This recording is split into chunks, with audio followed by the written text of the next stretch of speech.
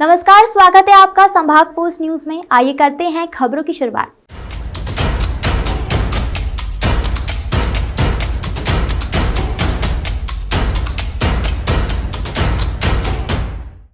मध्य प्रदेश की आर्थिक राजधानी इंदौर में आखिरकार बीजेपी की ओर से महापौर प्रत्याशी पुष्यमित्र भार्गव द्वारा तमाम अटकलों के बाद महापौर का पर्चा कलेक्टर ऑफिस में दाखिल किया गया। इस मौके पर उनके साथ सांसद, बीजेपी महासचिव, शहर अध्यक्ष सहित तमाम भाजपा के वरिष्ठ पदाधिकारी मौजूद रहे।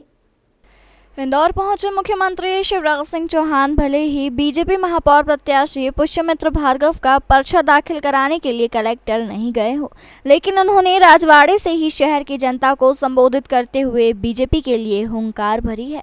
पर्चा दाखिल करने पहुंची बीजेपी राष्ट्रीय महासचिव कैलाश विजयवर्गीय ने मीडिया से चर्चा कर अग्निपथ को लेकर चल रहे कई राज्यों में बवाल को लेकर अपनी प्रतिक्रिया दी है।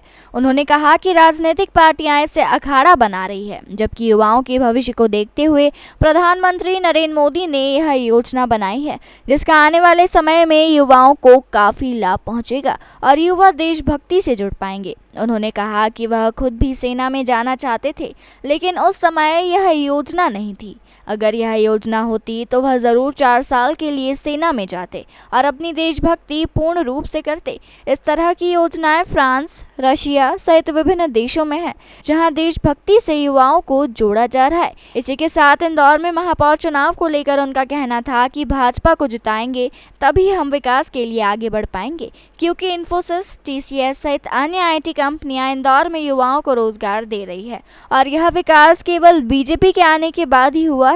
बहरहाल बीजेपी महापौर प्रत्याशी सहित तमाम वार्डों के 85 पार्षदों ने अपना पर्चा भर दिया है। अब वह पूरी तरह से मैदान में चुनावी रण के बीच में बिगुल बजाते हुए उतर चुके हैं। आने वाले समय में लगातार चुनाव प्रचार के बाद परिणाम सिद्ध कर पाएंगे कि इंदौर का भविष्य और विकास की डोर किसके हाथ में रहती है।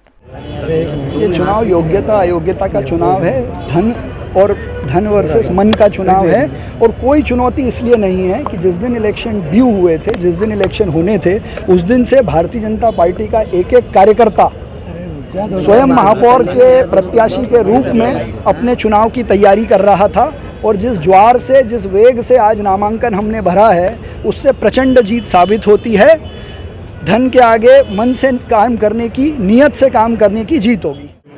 मेरा ख्याल है कि इसको देश के राजनीतिक दलों ने मिसलीड किया है। ये प्रधानमंत्री जी का इतना अच्छा एक तरीके से युवाओं को देश की सेना से जोड़ने का माध्यम है।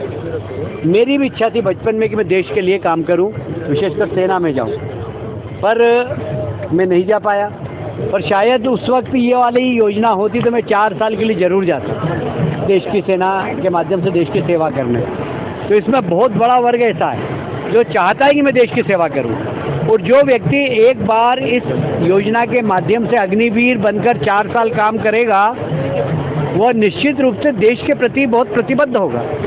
तो ये एक देश के प्रति युवाओं को जोड़ने का एक बहुत बड़ा अभियान भी है, देश की सेवा करने का माध्यम भी है, राष्ट्रभक्ति नौजवानों को सिखाने का एक माध्यम भी है। और देश के प्रति सेवा आप एक निश्चित समय के लिए करें, यह अवसर भी सरकार प्रदान कर रही है। मैं समझता हूँ ये बहुत अच्छी योजना है। और ऐसा नहीं कि हमारे देश में हो रही है, ये फ्रांस में हो रही है, रशिया में हो रही है, ये बहुत सारे देशों में। ये मिसलीड किया है, देश के नेताओं ने इसको मिसलीड किया है। मैं समझता हूँ कि ये एक बहुत अच्छी योजना है। सरकार ने अपनी दृढ़ इच्छा शक्ति के बाद इसमें भर्ती अभियान आने वाले 1 वीक में चालू हो जाएगा। नौजवान जाएंगे, देखेंगे, इसका लाभ उठाएंगे, तो वे सब लोग जो इसको मिसलीड कर रहे हैं वो शायद शर्मिंदा होंगे।